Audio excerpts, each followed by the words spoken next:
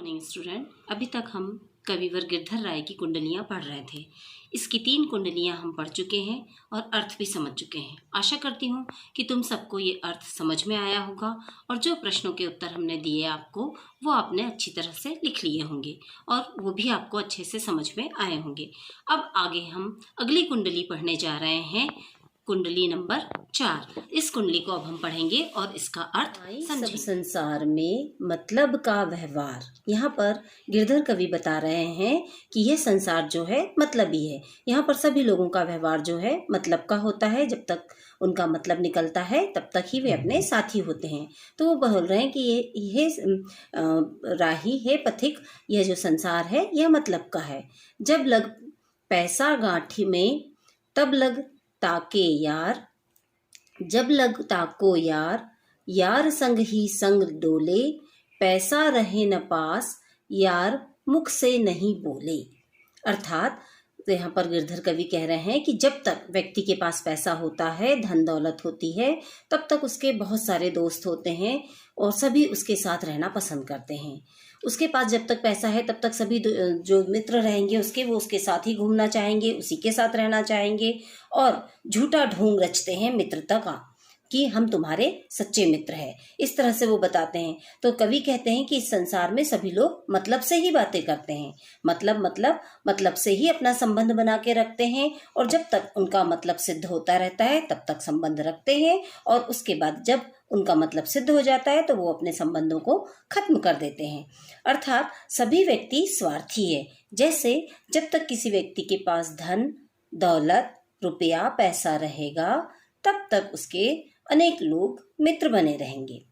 जिस व्यक्ति के पास पैसे होते हैं उसके मित्र कहलाने का सभी लोग ढोंग रचते हैं। अर्थात उसका ऐसा एक बहाना सा करते हैं कि हम तुम्हारे सच्चे मित्र हैं, दिखावा करते हैं कि हम तुम्हारे सच्चे मित्र हैं, तुम्हारी हर मुसीबत में तुम्हारे साथ रहेंगे।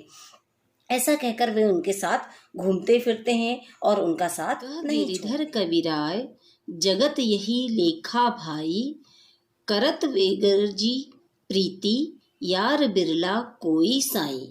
तो यहाँ पर बताया जा रहा है कि जब व्यक्ति के पास पैसा खत्म हो जाता है, समाप्त हो जाता है, तो लोग उससे मित्रता खत्म कर देते हैं, उसके साथ दोस्ती तोड़ देते हैं। और ऐसी परिस्थिति में जब उसके पास पैसा नहीं है तो उससे सीधे मुंह भी बात नहीं करते। यदि वह सामने से आता दिखाई दे रहा है तो मित्र जो है, जो पहले बहुत पैसा होने के बाद जो मित्रता का ढोंग कर रहे थे, वे मुँह छुपाकर वहाँ से निकल लेते हैं, भाग लेते हैं कि कहीं उससे सामना ना हो जाए और कहीं वो मुझसे किसी प्रकार की मदद ना मांग ले। ऐसा सोचकर जो उसके दोस्त थे पहले, वो सब उससे कटने लग जाते हैं और दूर हो जाते हैं, उससे बात नहीं करते हैं। इसलिए गिरधर कवि कहते हैं कि यह संसार का व्यवहार है। इसी प्रकार का व्यवहार इस संसार में, यही रीत है यहाँ की कि यहाँ का व्यवहार स्वार्थ पर आधारित है। और संसार में ऐसे लोगों की गिनती संख्या बहुत कम है जो बिना किसी स्वार्थ के सबसे मित्रता रखते हैं या किसी से भी मित्रता रखते हैं। अर्थात कवि कह रहे हैं कि यह संसार पैसों की मित्रता रखने वालों का है। यह संसार की रीत है, रिवाज है यहाँ का कि जिसके पास पैसा है उसका हर कोई साथ देता है और जिसके पास पैसा नहीं, जब उसका पैसा खत्म हो जाता है तो सब लोग उसका साथ छोड़ देते हैं। यही संसार का व्यवहार है। जो मित्रता है वो स्वार्थ पर आधारित होती है। नेक्स्ट, रहिए लटपट काटी द्विन, बरु घामे मासोय, छाहन बाकी बैठिए, जो तरु पतरो होए। कवि गिरधर कविराय कह रहे हैं, इस कुंडली के द्वारा यह संकेत दे रहे हैं कि कैसी भी परिस्थिति में जीवन यापन कर लो, चाहे कितना भी दुख हो, कितनी भी तकलीफ हो, कुछ भी हो, परंतु उस पेड़ की छाया के में कभी नहीं बैठना जो पतला या कमजोर हो। अर्थात यहाँ मनुष्य से भी इसकी कल्पना की गई है, पतले पेड़ की, कि जो कमजोर व्यक्ति है उसके साथ कभी भी दोस्ती नहीं करना चाहिए, क्योंकि ऐसा पेड़ जो पतला पेड़ होता है, पतले तने वाला, वो कभी भी अवश्य हमको धोखा दे सकता है। अर्थात कभी भी छोटी थोड़ी हवा चले, आंधी चले तो वो गिर जाएगा और हमको धोखा दे देगा। उसी प्रकार दुबले पतले व्यक्ति, निर्बल व्यक्ति, जिसके पास साहस नहीं है, वो व्यक्ति भी हमें कभी भी धोखा दे सकते हैं, हमारी मदद नहीं कर सकते हैं। जादिन बहे बयारी, टूटी तब जर से जहें पतरो होए, एक दिन धोखा दे है। जादिन बहे बयारी, टूटी तब जर से जय है। कह गिरधर कविराय, छाह मोटे की रही गहिए।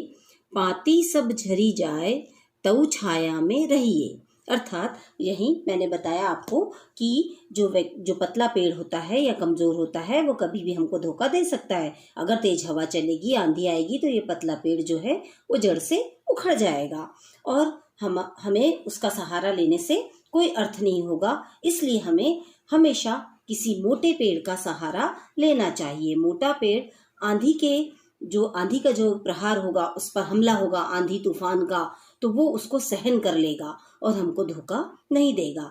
आंधी आएगी तो उस मोटे पेड़ के पत्ते भले ही सारे गिर जाएंगे, सारे पत्ते झड़ जाएंगे, परंतु उसका जो तना है, मोटा वाला तना है, उसकी जो डालियां हैं वो सुरक्षित रहेगी। अतः मनुष्य को चाहिए कि वो मजबूत पेड़ की छाया ले। उपर्युक्त कुंडलियों में कवि ने पेड़ के माध्यम से हमें यह बताया है कि हमें समर्थ एवं बलवान व्यक्ति का सहारा लेना चाहिए, निर्बल व्यक्ति का नहीं। ये मैं पहले आपको बता चुकी हूँ कि हमें कभी भी निर्बल व्यक्ति का सहारा नहीं लेना चाहिए, कमजोर व्यक्ति का सहारा नहीं लेना चाहिए। क्यों? क्योंकि वह जो कमजोर व्यक्ति है, निर्बल व्यक्ति है, ना तो अपनी सुरक्षा कर सकता है और ना ही दूसरे की। और जो सबल व्यक्ति है, जिसके पास ताकत है, साहस है, वह व्यक्ति स्वयं की भी रक्षा कर सकता है, स्वयं को भी सुरक्षित रख सकता है और अपने पास आए व्यक्ति को भी सुरक्षित रख सकता है। नेक्स्ट, पानी बाढ़े नाव में, घर में बाढ़े दाम। दो हाथ उलीचिए, यही सयानो काम। यही सयानो काम, राम की को सुमिरन कीजिए। पर स्वार्थ के काज, शीश आगे धर दीजिए। कह गिरधर कविराय, बड़ेन की यही बानी। चलिए चाल सुचाल, राखिए अपना पानी। अर्थात गिरधर कवि यहाँ पर परोपकार के बारे में बता रहे हैं कि परोपकार ही करते रहना चाहिए, उसका महत्व को बता रहे हैं, परोपकार के महत्व को बता रहे हैं। वो बता रहे हैं नाव के द्वारा, एक नाव का उदाहरण देकर बता रहे हैं कि अगर नाव में पानी भर जाता है, अगर नाव में कोई छोटा सा छेद है और उसमें पानी भर जाता है और हमारे पास बहुत अधिक धन आ जाता है, कहीं से भी किसी भी कार्य से अगर हमारे पास हम कुछ काम करते हैं और उससे हमारे पास बहुत सारा धन आ जाता है, तो उसको दोनों हाथों से बाहर निकालना चाहिए। अर्थात नाव में यदि पानी भर गया है तो उसको दोनों हाथों से निकालना पड़ेगा। अगर उस नाव में से हम दोनों हाथों से पानी नहीं निकालेंगे तो नाव डूब जाएगी और उसके साथ हम भी डूब जाएंगे। इसी प्रकार जब हमारे घर में बहुत सारा धन आ जाता है तो हमारा यह एक बुद्धिमानी का काम होगा कि हम उस धन का प्रयोग परोपकार के कार्यों में करें, दूसरों की मदद करने के लिए करें, दूसरों की सहायता करें और दिल खोलकर, जी खोलकर दूसरों की मदद करें। जो असहाय व्यक्ति है, निर्बल व्यक्ति है, गरीब व्यक्ति है, उनकी सहायता उस धन से करें।